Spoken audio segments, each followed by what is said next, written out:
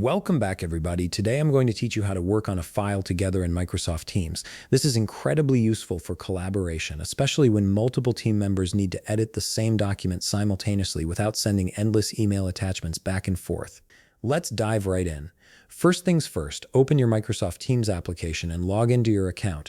Make sure you're using the credentials associated with your workspace or organization. Once you're logged in, you'll see the main Teams interface with several options on the left side of your screen.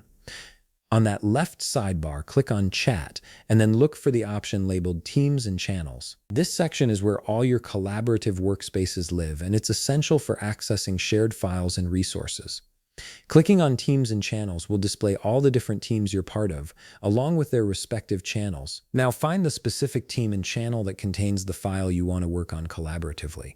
Once you've located it, go ahead and click on that team or channel. This will open up the workspace where all shared files, conversations, and resources are stored. You should now be able to see a list of files that have been uploaded or created within that channel. Locate the file you need to collaborate on. Once you've found it, click on the three dots next to the file name. This will open a menu with several options for managing and interacting with that file.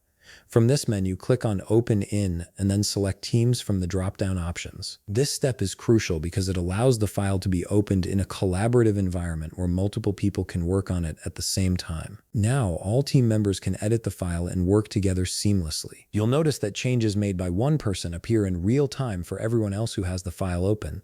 This eliminates the confusion of multiple versions and ensures everyone is always working on the most up-to-date content. On the top right corner of your screen, you'll see a button labeled Comment. Click on this to view all the comments that have been added to the file. This is a great way to see feedback, suggestions, or questions from other team members without interrupting the main document flow.